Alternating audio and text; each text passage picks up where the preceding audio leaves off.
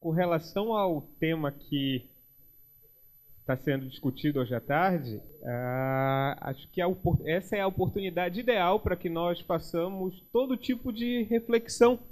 Afinal de contas, o código está recém-promulgado e ainda está na vacatio legis. Então, todas as respostas que sejam dadas hoje ainda não vão, pelo menos para o regime do CPC, afetar os nossos jurisdicionados e nem nos vão vincular, né?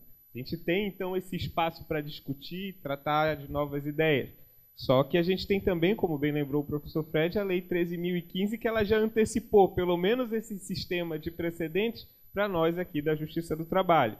Então, eu tinha pontuado algumas situações específicas da aplicação dessas normas do processo civil novo para o direito processual do trabalho. O primeiro aspecto que eu queria só colocar é que o 769 da CLT, como bem lembrado pelo professor Reinaldo, é uma cláusula de barreira, foi concebida originariamente como uma cláusula de barreira para evitar a contaminação do processo do trabalho por um sistema que, na época, era mais rígido, mais formal e menos eficaz do que o que a gente tinha na CLT. Depois, com as reformas da Lei 11.232, tutela antecipada, a fase de cumprimento da sentença, o 769 foi tendo até uma releitura, uma relativização. Passamos a falar em lacuna ontológica, lacuna axiológica, para tentar pegar aquilo que fosse de mais eficaz do CPC para trazer para o processo do trabalho. E agora, com o novo CPC, fica aquela questão: qual vai ser a postura,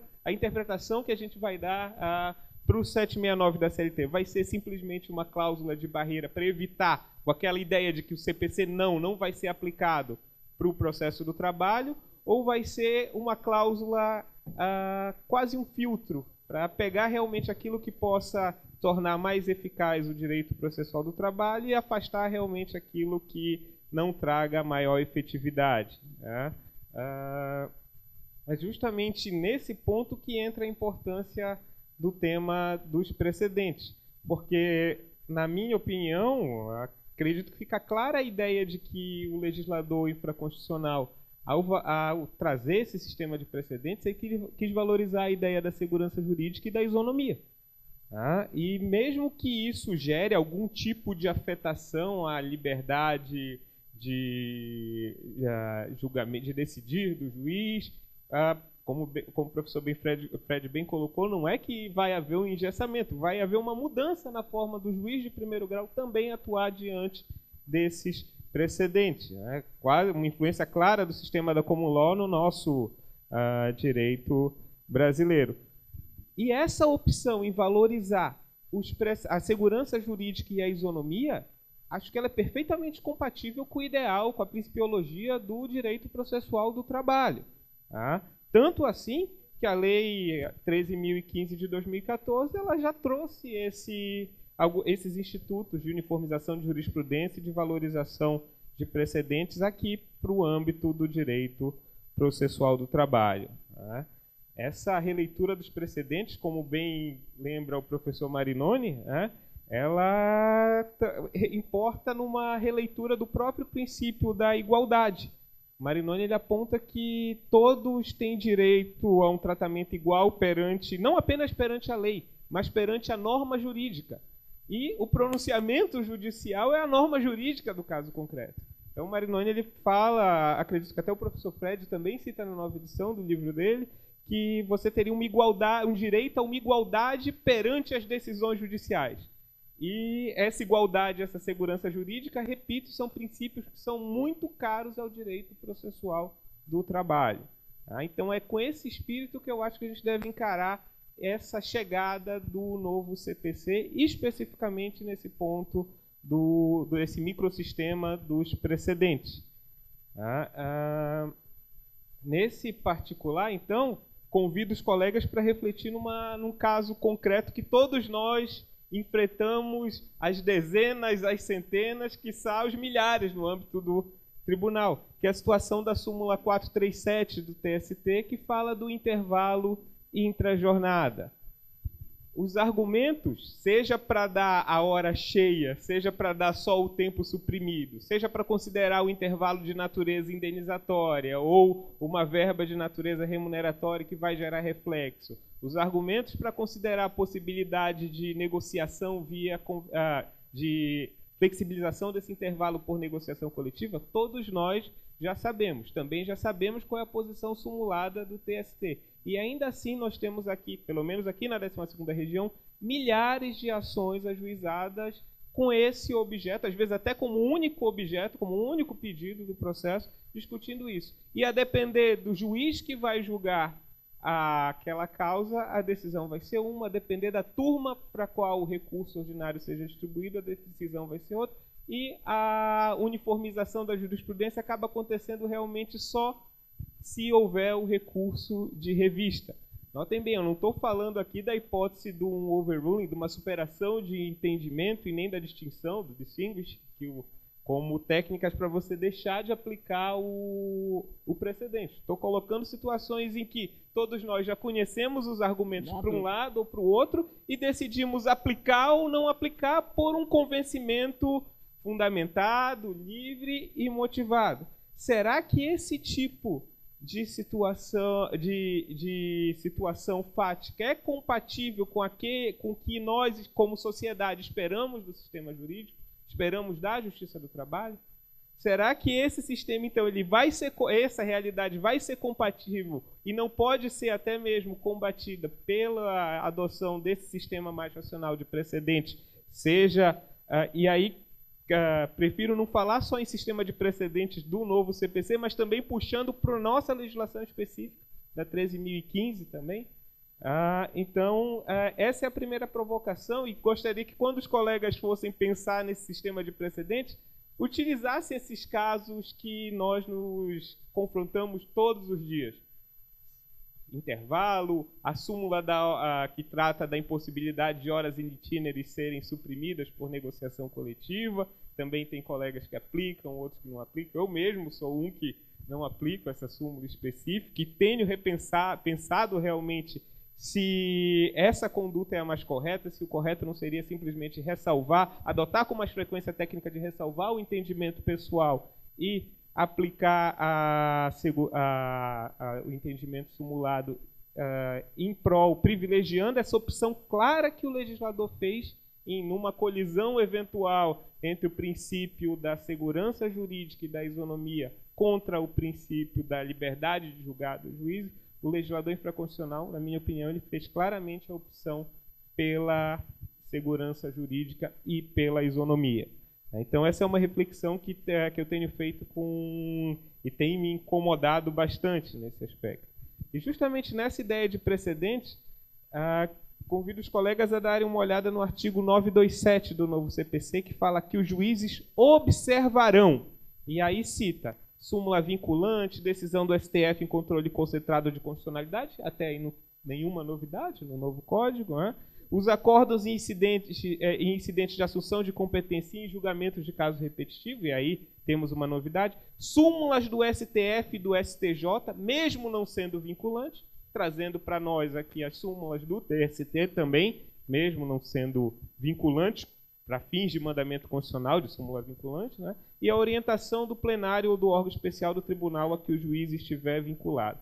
Então, queria até trazer essa provocação para o professor Fred, se eu posso vislumbrar no novo CPC alguma mudança com relação à força obrigatória dos precedentes no direito brasileiro. Em outros termos, se haveria alguma diferença entre a obrigatoriedade que o juiz tem em seguir uma súmula vinculante do STF ou uma súmula do STJ em matéria infraconstitucional. Afinal de contas, ontem a gente ouviu que o professor Eduardo Lamy ele falou que haveria uma vinculação cultural. Se não me engano, foi essa expressão que ele utilizou aqui na intervenção dele ontem. Não havia necessariamente não é o sentido de que o juiz estaria obrigado a seguir, mas é uma ideia de valorização de precedente, algo muito mais cultural. Confesso que não foi essa a leitura que eu fiz, ainda mais quando a gente remete para o artigo que fala do cabimento de reclamação. quando a decisão violar a súmula vinculante ou os acordos do... Ele falou que é cultural em todo o artigo ou só no inciso 4? Ele não chegou a especificar em qual situação. Então, na leitura que eu faço, eu vejo uma gradação, porque nem todas as hipóteses do artigo 927 admitem a reclamação. Então, talvez para aquelas hipóteses em que haveria possibilidade de reclamação, essa obrigatoriedade ela ficaria mais latente, mais sensível, mais clara de ser sentida e de ser vislumbrada, né? Então, eu queria pedir até a opinião do professor sobre esse ponto específico. Não sei se preferia falar agora. Posso falar. Meus caros, sobre o 927, veja que o 927 tem 5 incisos. 5 incisos. Ele foi pensado para ser um artigo, o papel do 927 é ser o artigo eixo, o artigo núcleo do sistema de precedentes. Não por acaso ele fica no meio do 926 e do 928. Porque o 926, 927 e 928, esse trio, 926, 927 e 928, esse trio é o trio do sistema de precedentes no Brasil. Esse é o trio.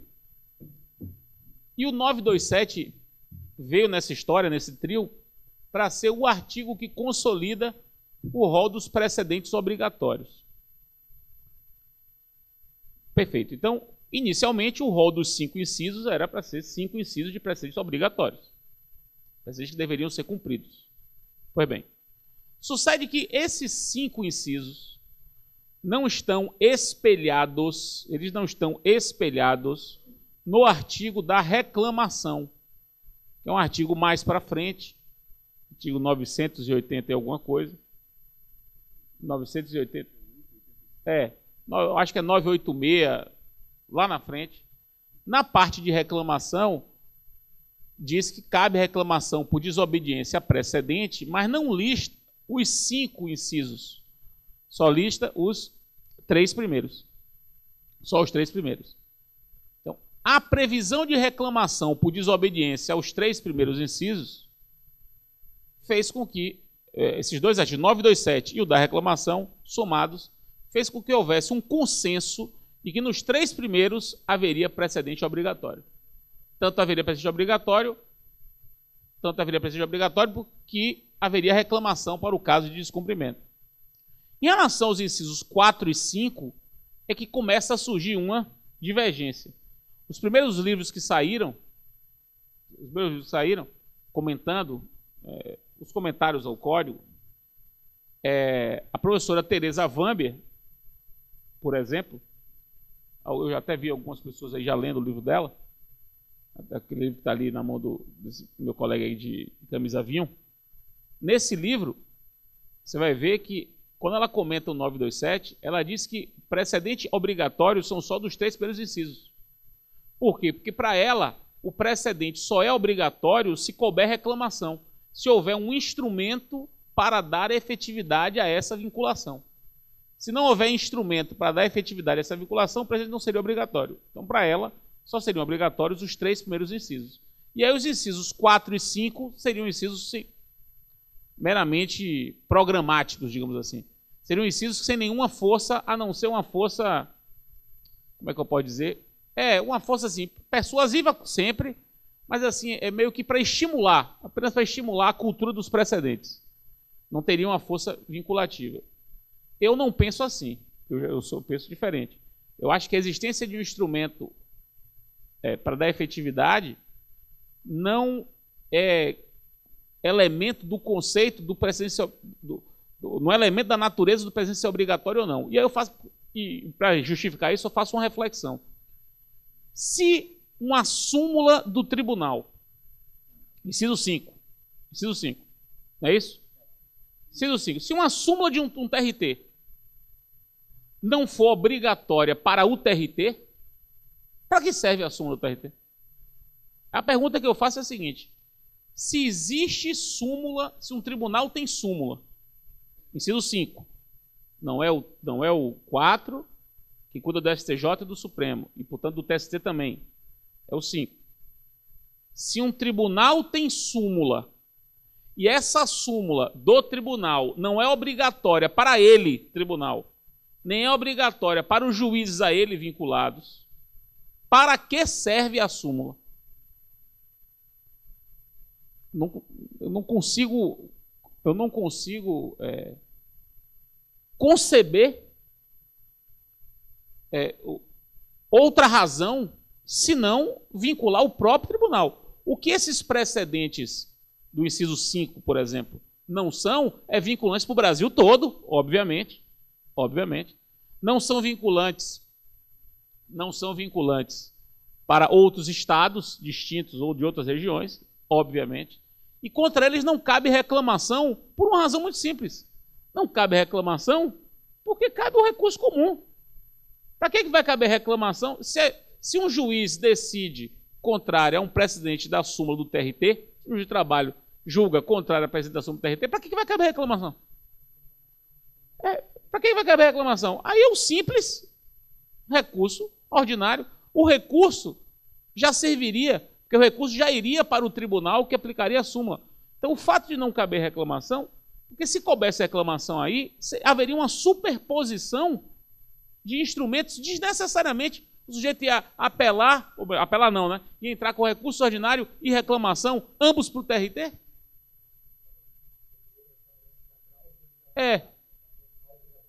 Forte, média e fraca. Sim, mas tudo bem.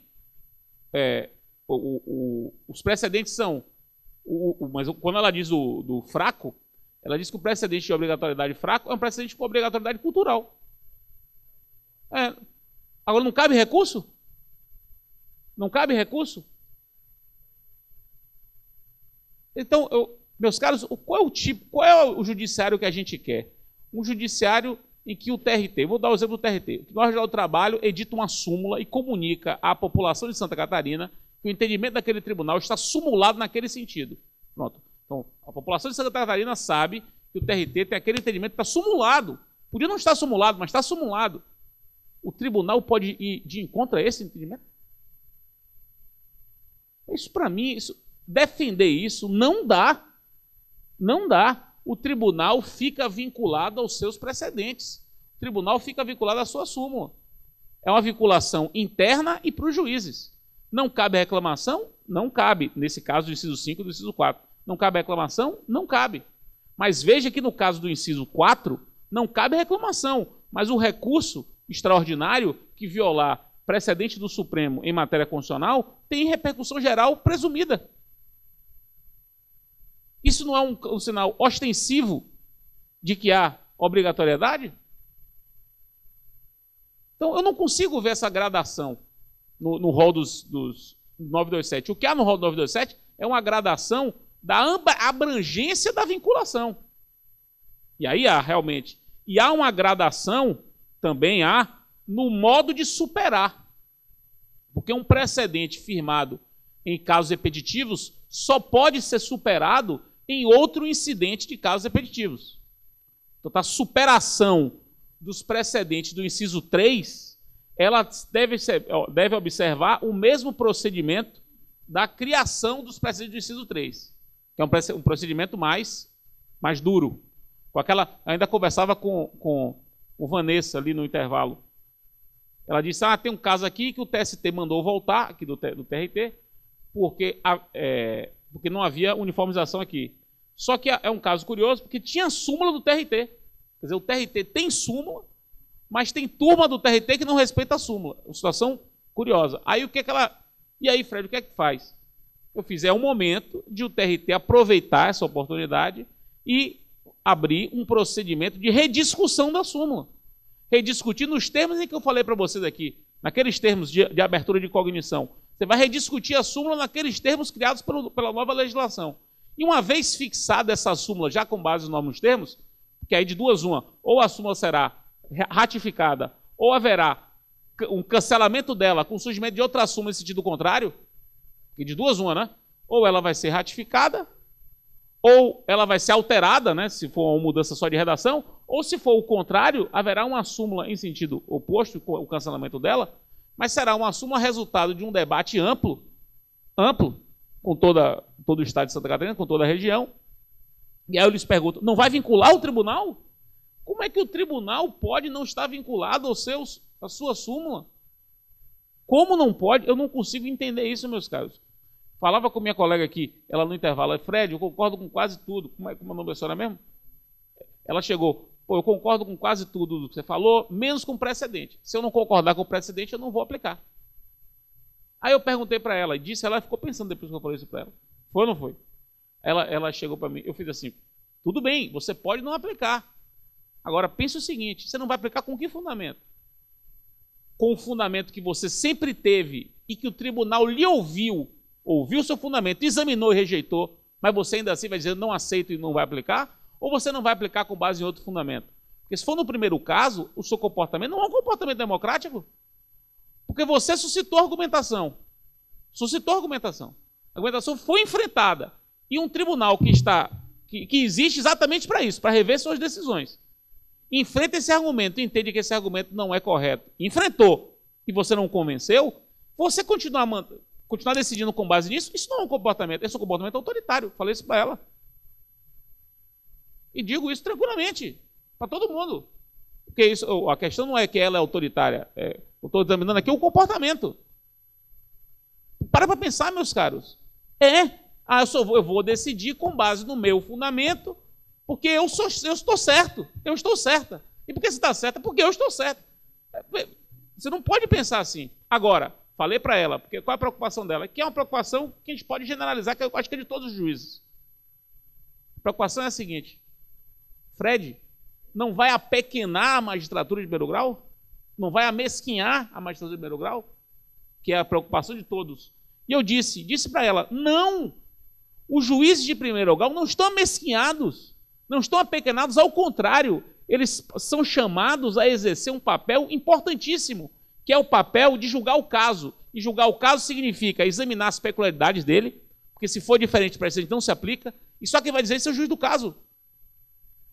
Trazer argumentos para a formação do precedente, trazer tudo, você vai levar tudo para a formação do precedente, e se já houver precedente obrigatório, trazer argumentos para superá-lo, porque o juiz do caso é o primeiro a receber a argumentação, meus caros, não é o tribunal. Quem primeiro recebe a argumentação para superação é o juiz de primeira instância, é ele que vai fazer esse primeiro filtro.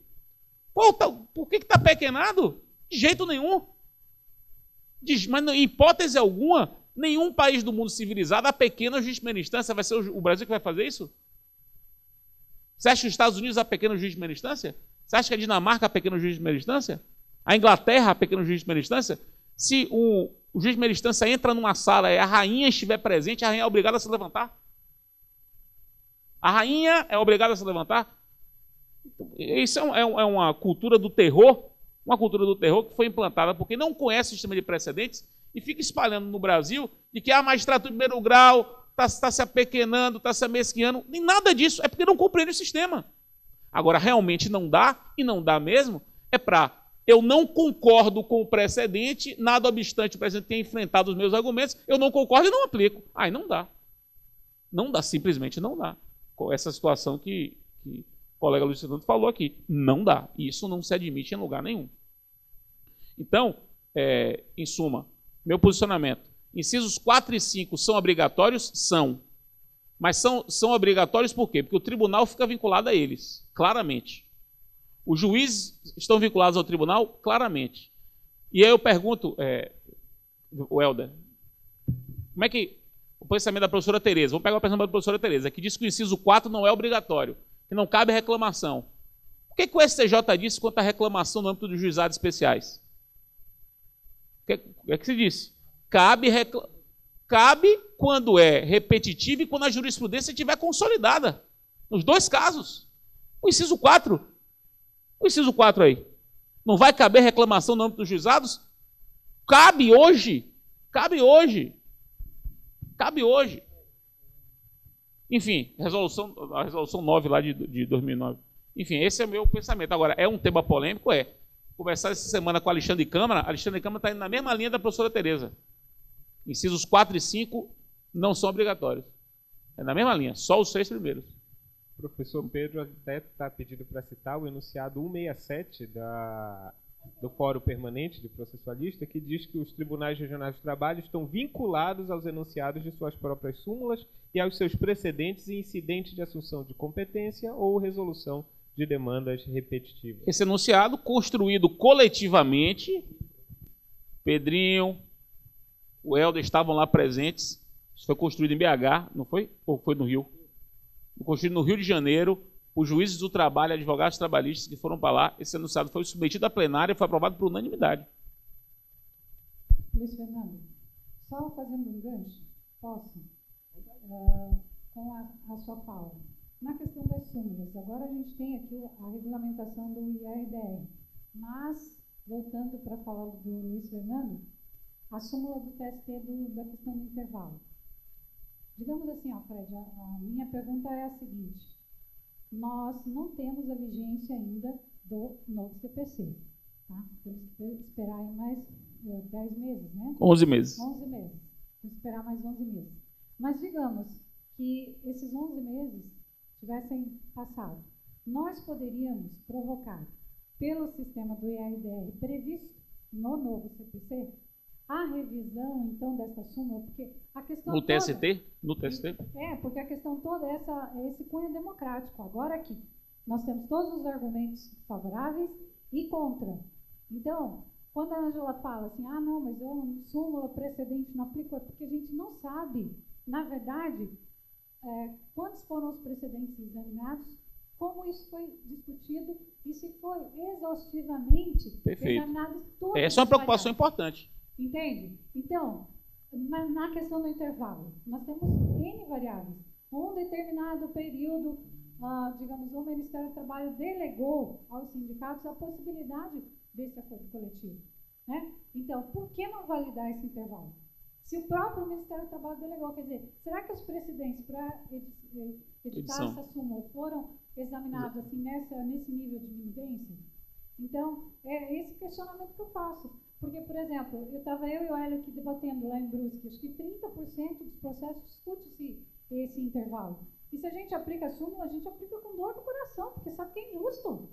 Entendeu? Então aí eu estava conversando com a doutora Gitélia, desembargadora. Ela falou assim, eu também aplico a súmula, Sônia, mas eu aplico com dor no coração. Quer dizer, está todo mundo aplicando com dor no coração, mas está aplicando. Onde que tem uma lógica nisso? Então, tem alguma coisa errada, né? Alguma coisa está errada. Não é possível, essa súmula está errada. Não é uma resistência injustificada, sabe? Não é assim, não, porque a gente resiste à súmula. Se a súmula for legal, beleza. Agora, se não é, como é que a gente faz, então, para criar um debate maior e colocar essas questões? É uma excelente reflexão. Haverá um problema sério de direito intertemporal, sério, que é a adequação das súmulas antigas ao que diz o 926. 926, que é o primeiro desse trio. O primeiro dos 3 artigos, ele impõe um rigor na elaboração da súmula. Como compatibilizar súmulas construídas sem esse rigor com o que determina o 926? É um problema que eu reputo gravíssimo e acho que a senhora está certa. A solução é: toda a súmula tem indicação dos precedentes que a geraram. É você ler os precedentes e ver se foi enfrentado esse problema aí do direito, de um período histórico em que o próprio Ministério do Trabalho autorizava. Se isso tivesse sido enfrentado nos precedentes que geraram e tivesse sido afastado, paciência. Se não, você pode, aí tranquilamente você pode dizer, não aplico a súmula por conta desse argumento que não foi enfrentado em nenhum dos precedentes do TST. Aí está lindo. Está lindo. É uma decisão linda. Que vai chegar ao TST e o TST vai ser obrigado a examinar. Pode até manter a súmula, mas vai ser obrigado a examinar. O não dá é para dizer não aplico a súmula porque não concordo com ela. Isso não dá. Não, a fundamentação não se sustenta. Agora, se você pegar os precedentes da súmula, não sei quantos foram, mas a súmula costuma indicar, né, os precedentes. É você pegar os precedentes da súmula, examinar quais foram os argumentos enfrentados. Se tiver lá esse argumento, paciência. Se não tiver, você com base nele supera. Provoca a superação, né? Com base nele você provoca a superação. Mas se já tiver sido enfrentado, aí não tem o que fazer. E aí, aproveitando esse gancho, talvez fosse até interessante, tanto para a escola quanto nós, como membros do tribunal, pensarmos se nesse meio tempo não seria um tempo suficiente para nós reanalisarmos as nossas súmulas aqui e adequá-las para essa indexação que o professor Fred mencionou, indicando as teses que foram analisadas e talvez... Ia ser lindo, ia ser lindo. Se o TRT da 12ª região, no dia 18 de março do ano que vem, fizer uma cerimônia pública de demonstração para a sociedade brasileira, aqui, ó, aprendo aqui como é que faz súmula. Aqui, ó. Revisamos nossa súmula toda, tá tudo certinho como manda o código, já começamos zerado. Santa Catarina, mais uma vez, terá dado um grande exemplo ao país. E me chame por dia. Me chame por dia. Professor, ainda nessa questão da revisão, e pegando novamente o tema que a Sônia trouxe aqui, o artigo 986 ele fala que para fins de revisão do precedente, né, firmado, da tese firmada como precedente, essa revisão pode ser feita pelo próprio tribunal de ofício ou a requerimento do Ministério Público ou da Defensoria Pública. Né? O juiz de primeiro grau aí, ele não teria como diretamente provocar essa revisão do precedente, como o Ministério Público e a Defensoria parece. Está em que artigo? No 986. E o RDR, né? Isso. Vamos lá. Excelente pergunta. Vejam bem, meus caros. Precedente formado por IRDR só pode ser superado por IRDR. Você supera um precedente de IRDR por outro IRDR. Para quê? Para que a superação seja precedida da mesma abertura de cognição que a formação do precedente teve. E o juiz pode provocar o IRDR. Está lá no 977. Acho que é o 977. O juiz pode provocar a instauração do IRDR. Se o juiz pode provocar a instauração do IRDR, ele pode provocar a instauração do IRDR para superar o IRDR anterior. Porque só se supera... Só para deixar isso bem claro, não sei se vocês entenderam o que eu disse na resposta anterior. Os precedentes do inciso 3 do 927, que é assunção de competência e casos repetitivos, os precedentes desse inciso 3 são precedentes criados, vejam, meus caros, a partir de um incidente de formação concentrada. Aquilo que eu falei na primeira parte da exposição, lá antes do intervalo. Todo precedente que é formado por incidente de formação concentrada, só pode ser superado por incidente de formação concentrada. Porque o mesmo procedimento para criar é o procedimento para superar. Porque superar é criar um outro precedente, em sentido contrário. Então, se é para criar um outro precedente em sentido contrário, tem que respeitar o mesmo procedimento. Aí vale a pena, Helder, aí vale a pena a gente dizer que os precedentes do inciso 3, eles se distinguem do inciso 4. Porque como a formação deles é diferenciada, a superação também é diferenciada. Coisa que não acontece do inciso 4 e do inciso 5, cuja formação não tem tanta formalidade. Mas do ponto de vista da obrigatoriedade é o mesmo, mas a superação é diferente. Quanto a isso eu concordo. Eu acho que é possível você fazer esse tipo de gradação. Mas aí não está no plano da obrigatoriedade. Da estabilidade, talvez. Pode estar no plano da estabilidade. Você pode dizer que procedimentos mais estáveis, menos estáveis. Aí tudo bem. Então, respondendo a sua pergunta, o juiz pode? Pode provocar. A discussão que vai surgir é a seguinte. Aí é uma briga terrível. Eu vou dar a minha opinião.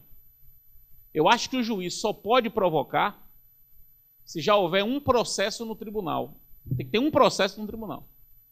E o juiz aqui de baixo, Luiz Fernando, já sabe que tem um processo no tribunal sobre esse assunto. O juiz não vai dizer, tribunal, já tem um processo tal, suscite um incidente naquele processo. Aí você provoca a instauração naquele processo. Esse é o meu entendimento. Só se pode suscitar o incidente se já houver processo pendente em tribunal. Tem gente que está dizendo que é possível suscitar um incidente mesmo se não houver processo no tribunal. Eu não aceito esse argumento, essa tese, por uma razão. Como é que eu vou suscitar um incidente se não há processo no qual ele incida? O incidente incide em algo. É preciso de um processo no qual ele incida. Aí o pessoal diz, não, vai incidir no processo que tiver com o juiz. Então o juiz recebe a causa e já suscita o incidente. Se não tiver processo nenhum no tribunal. Ora, como é que você vai gerar um incidente a partir de uma causa que está no primeiro grau se o tribunal tem que julgar o caso. Lembre-se disso. O tribunal julga o caso. Se o tribunal julga o caso, como é que o tribunal vai avocar o processo para ser julgado? Haveria aí uma avocatória. A avocatória não dá. Aí não dá. Aí é uma interpretação autoritária, eu acho, totalmente autoritária, de você dizer que o tribunal avoca o caso do juiz para julgar. Isso não é possível. Não é possível. Na minha concepção, não é possível. E o 978, ele deixa claro que o tribunal julga a causa. Fixa até julga a causa. Se vai julgar a causa, tem que ter causa onde o incidente nasça. Então, o juiz pode suscitar? Pode. Mas para suscitar, tem que observar o pressuposto de ter uma causa pendente em tribunal. Obrigado, professor. Ainda nesse tema de revisão e superação de entendimento de precedente, uma outra dúvida que me surgiu quando eu estava estudando o tema é a modulação dos efeitos das decisões que vão servir de paradigma. A CLT, com a Lei 13.015, no artigo 896C, parágrafo 17, ela prevê a modulação para as decisões em recurso de revista repetitivo. O CPC também traz a previsão de modulação para as alterações da jurisprudência consolidada do STF e do STJ, e também para as teses firmadas em recurso repetitivo. A minha dúvida é, com relação à alteração da jurisprudência consolidada no âmbito regional, no TRT, ou de uma alteração de tese firmada em incidente de assunção de competência, cabe essa possibilidade de modulação? Sei que o professor já deu uma sinalizada quando disse que aplicava todo o bloco legislativo atinente à formação de precedente do Instituto de Demanda Repetitiva, aplicaria também para o Instituto de Assunção, para o incidente de assunção de competência. Mas nessa hipótese de modulação, o professor também entende aplicável a modulação para essas duas finalidades? Excelente pergunta. Isso é um outro problema grave, sério, seríssimo, que é o problema da modulação dos efeitos na superação de um entendimento. Seríssimo, né? Seríssimo. Dos mais graves do sistema de precedentes. Porque do mesmo modo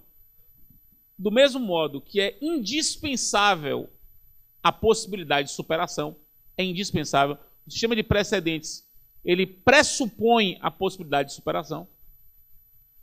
Do mesmo modo, é preciso preservar, respeitar, proteger quem acreditou no precedente que foi superado. Porque superar o precedente, meus caros, é como se, o raciocínio é exatamente igual, é como se houvesse lei nova tratando do mesmo assunto. Lei nova retroage? Lei nova pode retroagir? Isso é um princípio elementar de segurança jurídica, né? Lei nova não retroage, salvo se for para beneficiar. Elementar. A superação de precedente, superação de entendimento, pode atingir situações consolidadas baseadas no precedente anterior?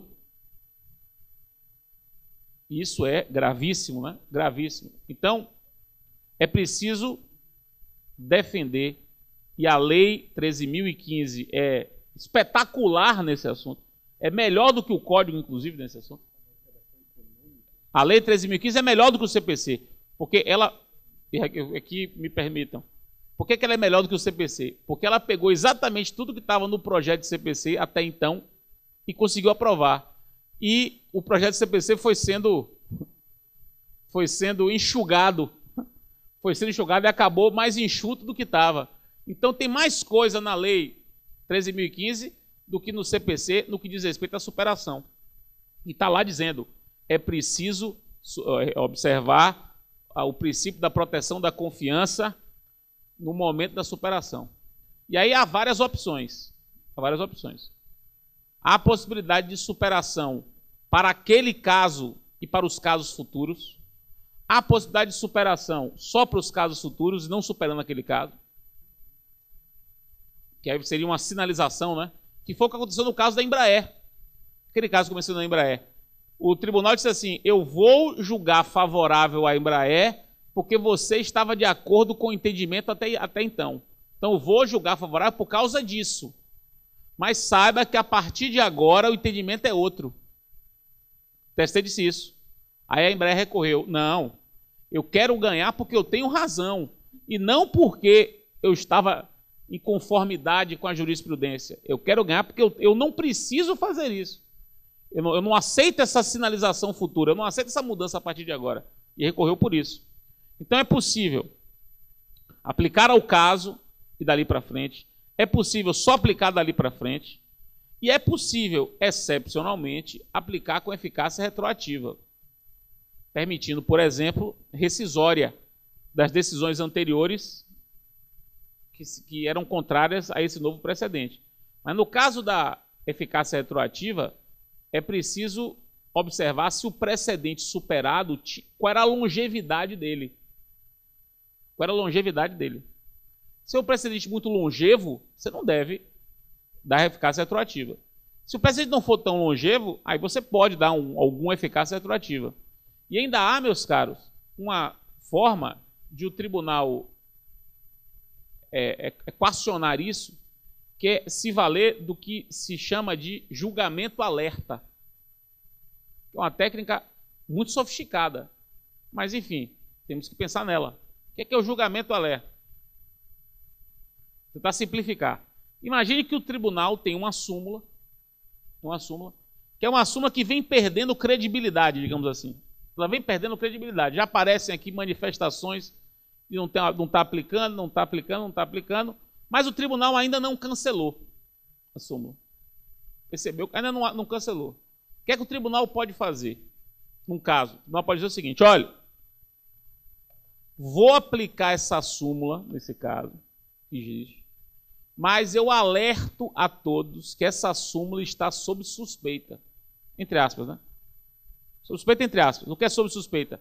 É uma súmula que está ainda em discussão. O tema voltou a ser debatido. Vou julgar esse caso com base nela, mas o tema voltou a ser debatido. Ao fazer esse alerta, o tribunal quebra a confiança. Ninguém vai poder mais dizer que confiava. E aí, quando vier a superar, pode dar eficácia retroativa até o alerta.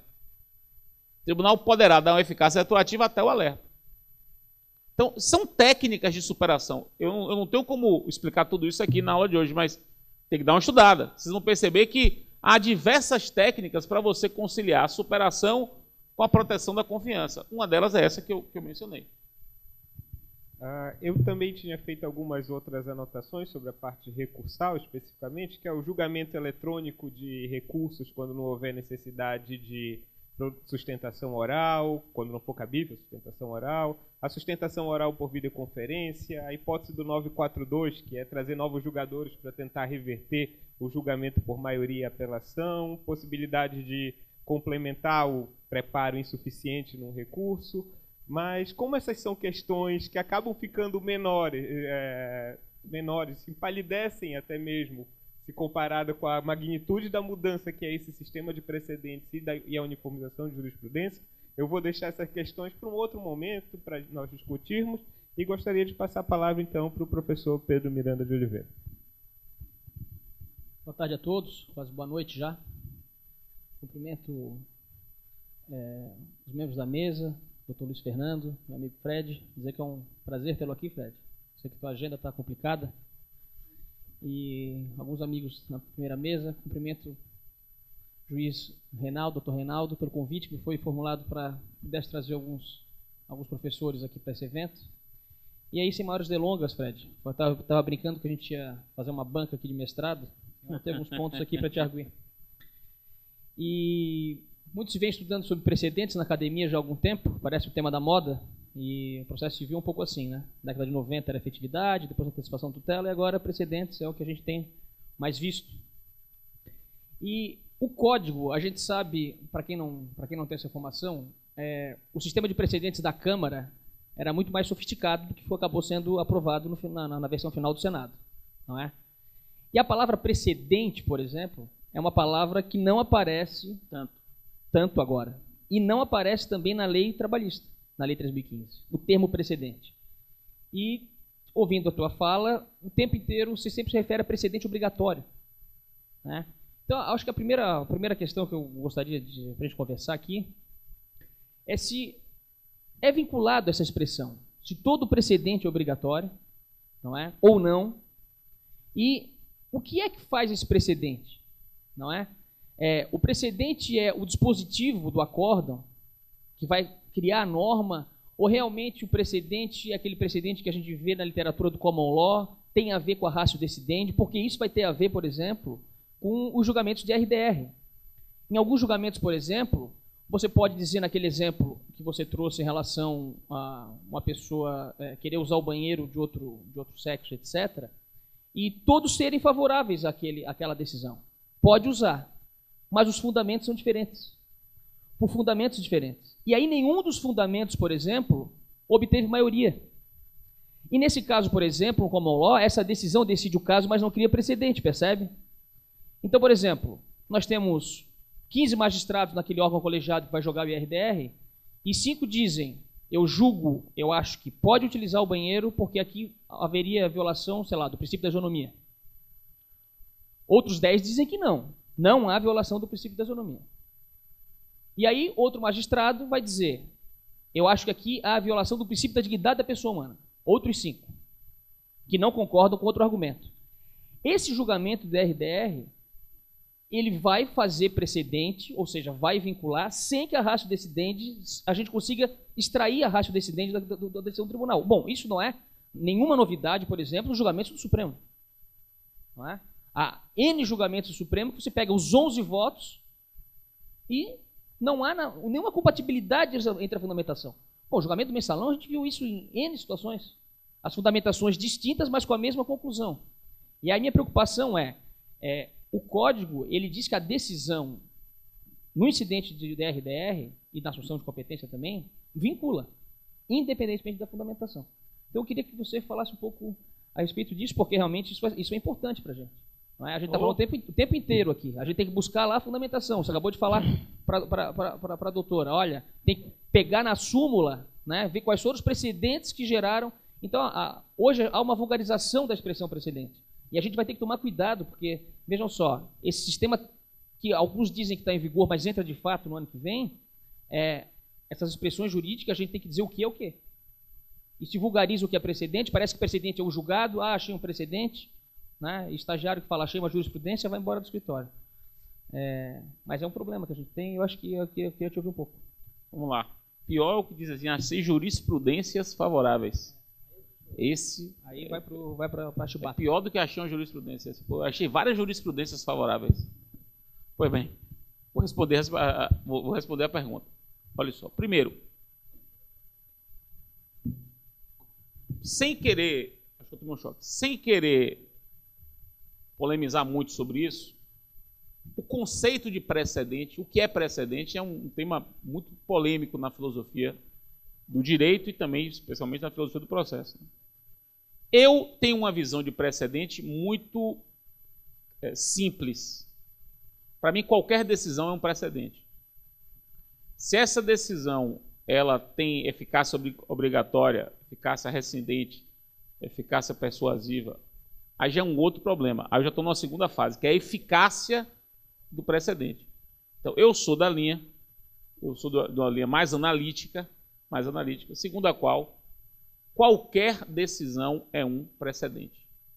Agora, nem toda decisão é um precedente obrigatório, nem toda decisão é um precedente rescindente, nem toda decisão é um precedente que permite revisão de coisa julgada, etc.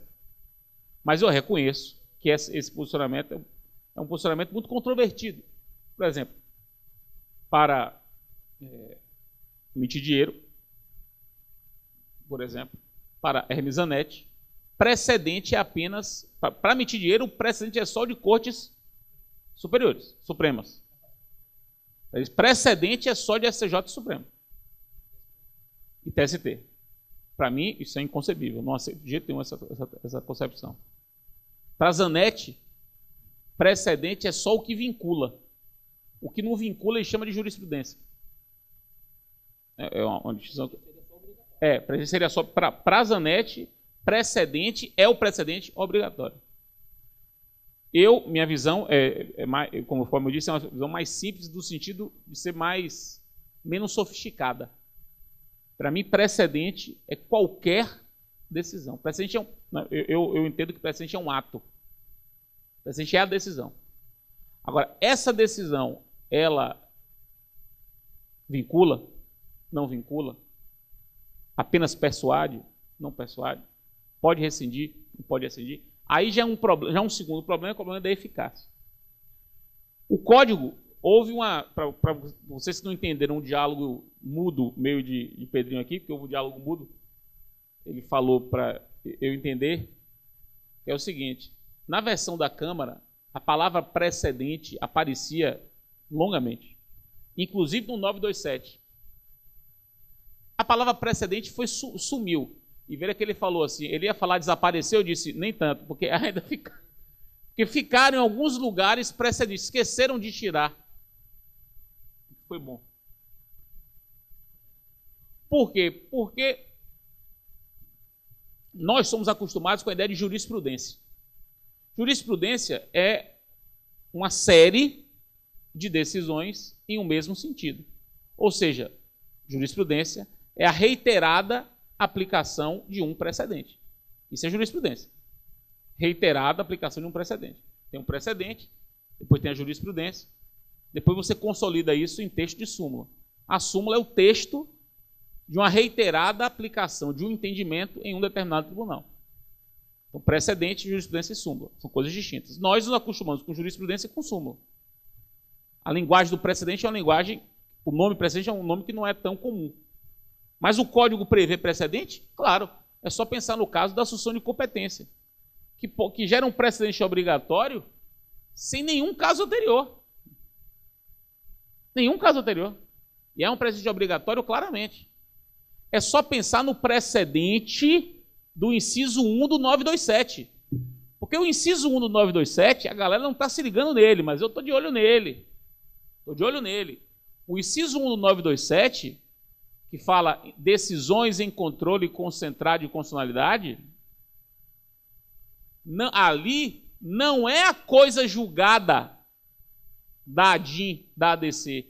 Porque coisa julgada da ADIM e da ADC é coisa julgada, então não tem o que fazer. Todos têm que observar porque é coisa julgada. O inciso 1 não cuida de coisa julgada, porque se tivesse coisa julgada, não estava no rol do 927. Se está no rol do 927, é porque ali é precedente, ou seja, é mais. O precedente da ADIM e da ADC é precedente obrigatório. E qual é a diferença de precedente da ADIM e da ADC de coisa julgada em ADIM e ADC? Rapidamente. Uma coisa é um ADIM contra a Lei 1000. Vamos supor um ADIM contra a Lei 1000. Dizendo que a Lei 1000 é inconstitucional por tal motivo. Qual é a coisa julgada? A coisa julgada é Lei 1000 é inconstitucional. Essa é a coisa julgada. Qual é o precedente? Que é obrigatório, com base no inciso 1. Lei que tenha esse conteúdo é inconstitucional. Olha a diferença. Lei 1000 é inconstitucional, coisa julgada.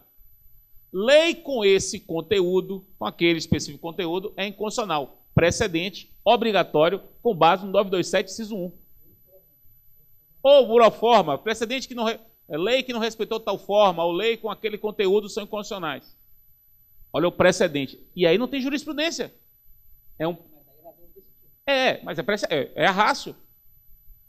Então, enfim, dei meu conceito de precedente. Primeira pergunta de Pedrinho. A segunda pergunta de Pedrinho é, Fred, e o problema da dispersão de fundamentos na fixação no precedente obrigatório? Isso é um problema que existe. Vou dar mais uma vez o exemplo do julgamento que o Supremo sobre as uniões homoafetivas. Porque esse exemplo é ótimo. Porque foi 10-0. O Supremo julgou 10-0 dizendo que é família. Cada um com um fundamento. É família, união estável, é família, casamento, é família, terceiro tipo de família. E aí o que começou a acontecer? Todo mundo reconhecendo como família, mas tribunal dizendo que é casamento, aí autoriza a casar. Casar mesmo. Não pode casar, o outro só união estável. Não é nem união estável nem casamento, é um terceiro tipo. Porque não havia uma uniformidade no fundamento. Então, como é que eu respondo a sua pergunta, Pedrinho? Todo mundo aqui sabe que quando a turma diverge na conclusão, é preciso criar mecanismos de solução dessa dispersão. Então, se um paga 70, um manda pagar 70, outro manda pagar 50, outro manda pagar 30, cada um teve um voto, como é que fica isso? Aí fica fácil, né? Se teve um que mandou pagar 70, outro mandou pagar 50, então 2 mandaram pagar 50. Só que um mandou pagar 50 mais 20. Então, 2-1 no 50, prevalece 50. Essa é a técnica mais fácil e mais difundida de resolver problema de dispersão quantitativa. Quando a dispersão é qualitativa, é que a situação é mais difícil. Imagine que um manda entregar o guri para a avó, o outro manda entregar o guri para a mãe, o outro manda entregar o guri para o pai. O guri vai para onde? Cada um, a divergência é qualitativa. Como é que se faz? Aí as soluções são as mais variadas. Nos tribunais costumam resolver isso por regimento interno e encaminham o caso para um colegiado maior do próprio tribunal. Se há uma dispersão qualitativa que não se resolve, qualitativa. Com a quantitativa é sempre fácil de resolver. A qualitativa não se resolve, você remete a um órgão colegiado maior, para que esse colegiado maior decida. Pois bem, mas isso tem a ver com dispersão no dispositivo, e os tribunais fazem isso. O Código Novo traz a necessidade de se pensar numa solução de dispersão na fundamentação. Então, o acórdão, Pedrinho, o acórdão dos precedentes obrigatórios formados em incidente concentrado, esse que eu mencionei para vocês, é um acórdão, já falei aqui, peculiar do ponto de vista formal. Não só pela lista, pelo índice que eu mencionei, mas também pela colheita dos votos na parte da fundamentação. O relator tem um papel importantíssimo no particular. Ele que vai redigir o acórdão. Essa história de você levar o acórdão pronto, vai ter que mudar um pouco. O acórdão é resultado depois da discussão. Porque se houver dispersão, todos concordam com o dispositivo, mas quais são os fundamentos? Os fundamentos são esses. Qual foi o fundamento por maioria? Porque só o fundamento por maioria é o precedente. Se não tiver fundamento por maioria, não tem precedente. Quer dizer, vai ter um precedente, vai ter um elemento comum. Que, claro, no caso aí do banheiro, os que disseram que pode. Tem um elemento comum, que é transexual do masculino para o feminino, pode usar banheiro feminino. Há um núcleo comum, como há um núcleo comum no caso das uniões homoafetivas, é família. Veja que há um precedente, haverá sempre um elemento comum. Mas o problema é que vai ser tão genérico que pode dar problema. É preciso fechar mais. E para fechar mais, você tem que uniformizar a argumentação. Então, onde é que eu quero chegar, meus caros? A votação é uma votação que terá que ser feita por dispositivo e por fundamento. No caso da formação de precedente obrigatório. Isso é muito importante. Muito importante. Porque um sistema de precedentes em que haja dispersão nos fundamentos do precedente obrigatório não adianta nada. Não adianta nada. Daí porque o diálogo entre os membros da turma tem que ser muito mais reforçado, né? Vai ser muito mais valorizado, minha cara Ângela. E mais uma vez, seja valorizando a magistratura. A opinião de cada um vai ter que ser valorizada. Porque se o fundamento dele for diferente do outro, embora ambos concordem com a conclusão, é preciso ver qual é o fundamento que vai prevalecer. Que vai ter que fazer votação pelo fundamento, ainda que o dispositivo seja igual. Meus caros, aquela história de que não cabe recurso para discutir fundamentação se a conclusão for a mesma, está superada. Superada. Isso está superado. É que a galera, me perdoe fazer aqui a galera está achando que esse código é você pegar o que você já escreveu, atualizar com o número do artigo e continuar.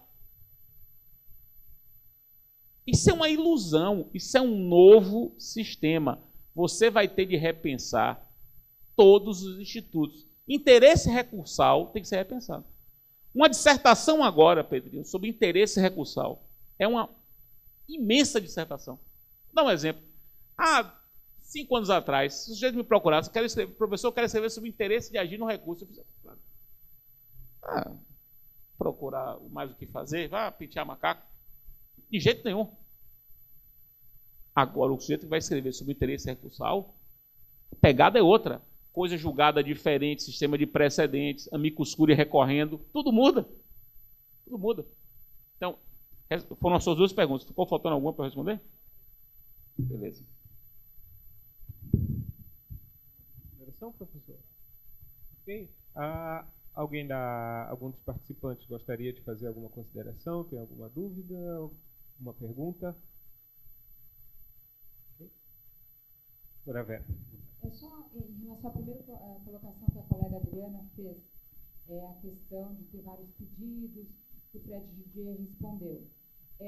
Embora ele tenha respondido, eu fiquei ainda com uma certa dúvida, aliás, uma dúvida grande, porque, embora você tenha falado que a Justiça do Trabalho tenha participado de toda a formulação desse novo código, nós utilizamos, aqui em Santa Catarina, não em todas as unidades, mas na maioria delas, e até o final do ano teremos em todas, o PJE. Só que essa questão de desmembrar processos, o PJE não nos possibilita nem desmembramento, nem apensamento de ações. Então, do ponto de vista prático, como é que ficaria isso? Outra questão, outra dúvida que eu teria. Seriam, então, mais de uma sentença no mesmo processo, porém separadas? Isso não iria tumultuar mais ainda, porque a cada decisão teria possibilidade de embargos de declaração dos dois lados, de recurso, de embargos à execução posterior. Isso não retardaria mais ainda o andamento do processo, ainda mais na Justiça do Trabalho, porque os atos são muito mais céleres e concentrados? Então, a minha dúvida seria essa. Veja, excelente pergunta. A primeira, eu acho que é um problema aí de sistema, né? O primeiro é um problema mais simples de ser resolvido. Se o sistema hoje não admite... Não, veja, a sua objeção foi uma objeção de sistema eletrônico. O sistema não permite. Por que eu digo que a objeção é mais simples? Porque se o sistema não permite, o sistema pode permitir. Porque aí é um problema de sistema eletrônico, não é de sistema jurídico, normativo. Não é um problema de norma. Aí é um problema operacional, tendo em vista o sistema de processo eletrônico que, segundo... Mas se a norma não consegue ser aplicável, onde é que fica a questão da efetividade também Não, prevista no código? Eu entendi. Isso não foi pensado? Não. Porque, veja, essa é a minha dúvida. Eu entendi. É porque não se pensou no código a partir do PJE. Tem que ser o contrário. O PJE que tem que ser adequar ao código. Então, é o contrário, entendeu? A gente não podia fazer o código com base no sistema eletrônico, que é um sistema que, como qualquer sistema, pode ser alterado. Mas eu entendo sua preocupação. Quanto ao segundo ponto, que é muito importantíssimo, são as mesmas perguntas, iguais, as mesmas perguntas que um juiz civil está fazendo. O juiz civil também faz essas mesmas perguntas. Porque o Código de Processo permite expressamente a fragmentação da decisão. Permite expressamente. Aí o juiz pergunta, mas Fred, se eu fragmentar, eu vou dar 2 decisões. Vai caber 2 recursos. Pode caber embaixo da declaração. Tudo isso é realmente um problema. Não há como escapar dele. Aí é uma questão de ponderação. O seu caso concreto. É melhor julgar logo isso aqui, ainda que possa haver embaixo da declaração, ainda que possa haver um outro recurso, e o sistema seja adaptado para que haja uma bifurcação, ou é melhor esperar para jogar tudo junto? Isso é uma questão que eu e o juiz do caso, me parece que é o único que vai poder dizer, e uma solução em tese fica sempre muito perigosa. Porque eu concordo com você, que às vezes pode ser que num caso não tenha justificativa, é melhor esperar, sei lá, mais 3 meses, eu consigo resolver tudo de uma vez só. E aí, em vez de ter 6 recursos, vou ter 3 recursos. Concordo. Mas veja que é uma solução em tese, fica difícil. Agora, quanto ao nome, você me perguntou, serão 2 sentenças, 3 sentenças, 4 sentenças? Questão de nome. Até para fim de registro e estatística, né? Tem esse outro lado também. No CPC, o CPC resolveu chamar as decisões parciais de decisões interlocutórias. E a última de sentença. Tanto que o CPC diz que há decisões interlocutórias de mérito, impugnáveis por agravo de instrumento, decisões interlocutórias de mérito que fazem coisa julgada, execução definitiva, não é provisória, alvo de rescisória. É como se fosse uma sentença daquele pedaço. Só que é chamada de interlocutória para fim de cabimento do agravo de instrumento. No caso de vocês, não tem agravo de instrumento.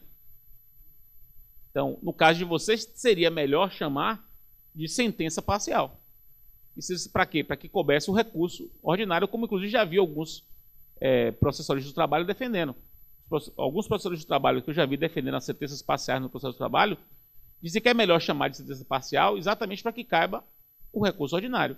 E aí, sendo um recurso totalmente eletrônico, bastaria a correção do PJE, para que fosse possível o desmembramento, aí o recurso vai nessa pasta, né? Vai ter como se fosse uma pasta só para tratar desse pedaço, e essa pasta vai ser examinada pelo tribunal, enquanto a outra pasta está tramitando aqui embaixo.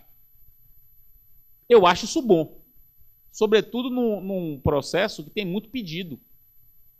Às vezes um pedido é extremamente complexo e outros são muito rápidos. Por que não já permitir a execução definitiva dele, né? Coisa julgada, execução definitiva, já começa a contar o prazo da rescisória, aplica a súmula 100 do TST, que já diz isso, né, que se houver várias coisas julgadas no mesmo processo, os prazos da rescisória são distintos. Quer dizer, as coisas julgadas parciais no processo de trabalho sempre foram admitidas. Desde a CLT, súmula 100 do TST consagra isso, agora só ampliou essa possibilidade.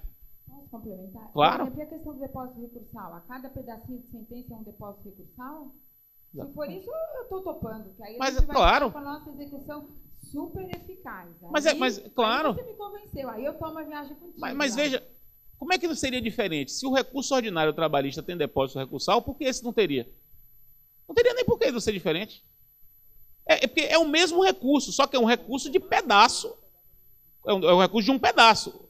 Claro que a garantia vai ser a garantia daquele pedaço. Não vai ser a garantia de tudo. Daquele pedaço você decidiu. Quando você tiver decidido tudo, você terá uma garantia completa. A gente tem que pensar de forma simples. Bem simples. Você só tem um recurso contra a decisão de juiz. Para vocês é até mais fácil. É mais fácil do que para a gente. Você só tem um recurso contra a decisão de juiz. É esse recurso que vai ser aplicado. Com todas as exigências que esse recurso tem. Você não vai poder criar um recurso por interpretação analógica, não. É o mesmo recurso que vocês têm, com as mesmas exigências. A diferença é que é um recurso parcial. Ele vai ser um recurso dirigido apenas contra aquele pedaço. Então, o depósito recursal vai ser em relação àquele pedaço. Eventual análise de interesse recursal em relação àquele pedaço. Eventual análise de legitimidade em relação àquele pedaço. E por aí vai. Mais algum outro colega para fazer alguma consideração? É bom. É bom. Perceba que é bom. É positivo. Confesso que eu estou com bastante dificuldade de visualizar, mas tudo bem. Primeiro vamos aguardar a mudança do PJE, porque sem que isso concordo. seja feita, eu concordo. Né, não dá. É impossível, não dá. inaplicável. Concordo. Diga. Mas, se eu não me engano, em relação ao desmembramento, que é o problema que a Vera está referindo em relação ao PJE, se não falasse que esse desmembramento seria simplesmente se julgar alguns pedidos e deixar o outro pedido parado? Não há um desmembramento de processo. Não se haverá faz... se houver recurso. Se houver recurso, haverá. Só nessa situação. Se não houver recurso, não tem desmembramento nenhum. Porque continua igual. Continua igual. Se não houver recurso... Eu paraliso um dos processos, um dos pedidos, instruo e julgo os demais. Daí, Exato. se houver um recurso, é que eu preciso desmembrar. Mas até então... se houver execução também. Sim. É porque pode ser que tenha transitado em julgado a parte que você já julgou. Você vai julgar um e vai deixar o outro paralisado à espera do IRDR, por exemplo. Se transitar em julgado esse que você já julgou, vai ter execução daquilo. Execução definitiva, viu? Olha, é definitiva. Cuidado, porque os advogados vão dizer que é provisória. Vão dizer que é provisória. Vocês não estão um pouco acostumados com isso. É definitiva. Por que é definitiva? Porque você já julgou aquilo. Então, execução definitiva daquele pedaço. Várias coisas julgadas no mesmo processo. Várias coisas julgadas no mesmo processo. Cada coisa julgada para um pedaço. Meus caros, vocês já dizem isso há tanto tempo. A súmula 100 do TST já diz isso. Desde quando? Súmula 100. Se é a 100, quando é que isso foi pensado? O TST tem lá 500 súmulas. A 100 diz isso. E diz isso há muitos anos, muitos anos. Pode ver lá, coisas julgadas parciais. As coisas julgadas vão se formando à medida em que os pedidos vão sendo decididos. Porque pode ser, por exemplo, que o recurso ordinário só... Imagina uma sentença de vocês, 23 pedidos. Se o recurso ordinário só impugnou 20, 3 fizeram coisa julgada. 3 já podem ser executados definitivamente. Como é que vocês fazem isso hoje? É carta de sentença. Maravilha. Carta de sentença, só que vai ser carta de sentença de execução definitiva. E não carta de sentença de execução provisória. É o mesmo, o raciocínio é o mesmo. Inclusive, você já me deu a resposta. Quando você fizer uma decisão parcial, uma sentença parcial, a execução vai ser por carta de sentença. Fred, se me permite, talvez não seja feliz a expressão desmembramento. Na verdade, não há desmembramento. Né? Na verdade, é só uma questão de procedimento aqui. Procedimento. Veja, se o processo não fosse eletrônico, é como se fosse interposto um recurso ordinário por instrumento. O processo continua embaixo, forma um instrumento, e você poderia interpor o recurso diretamente no TRT. Agora não, o processo é eletrônico, quer dizer, está tudo... Então, agora, como é que o sistema vai fazer para dividir? Aí realmente é uma questão da PJE, do PJE, etc. Agora, de fato, não há um desmembramento. E vejam, isso não é uma novidade do código. Isso já existe hoje, não é? O problema é que o RDR vai suspender, né? E aí, diga lá, amigo. Boa tarde. A minha dúvida é o seguinte: essas decisões interlocutórias aí, que na Justiça Comum e aqui na Justiça do Trabalho, que vocês estão chamando de uma sentença parcial, o que faz a coisa em julgado, o que transita em julgado no sistema comum é o dispositivo da sentença. Então, essa sentença parcial ela vai ter que ter os mesmos elementos, ela vai ter que ter o relatório, a fundamentação e o dispositivo. Exatamente. É uma sentença, só que é a sentença de um pedaço. É a decisão de um pedaço. É igual. Pensa assim, é a mesma decisão que você daria, só que em vez de você dar uma decisão com 23, você dá uma decisão com 10. E deixa os outros 13 para um outro momento, porque está suspenso. É igual, mesma coisa. Agora, para fins de produtividade, eu não sei como é que vai ser. Porque antes, veja como é bom, antes você tinha uma sentença que jogava 23 pedidos, era uma sentença. Era uma sentença. Agora pode ser 2 sentenças. Não, e o CPC só chama de decisão interlocutória por conta da recorribilidade. Só por isso. Porque durante um certo momento na Câmara dos Deputados, a apelação seria por instrumento. É verdade. Você lembra disso, Fred? Lembro. Então ia ser sentença parcial e a apelação por instrumento. Agora, depois se retorna de novo na própria Câmara, não, deixa tudo como está, então vamos chamar de decisão interlocutória para que caiba agravo do instrumento. Lembrando que o agravo do instrumento é um recurso que está fadado à morte. Né? Talvez em São Paulo perdure ainda alguns anos na Justiça Estadual. Mas, quer dizer, o instrumento do agravo, né? O instrumento do agravo. Né? O agravo como a formação de instrumentos, xerox, cópias, etc.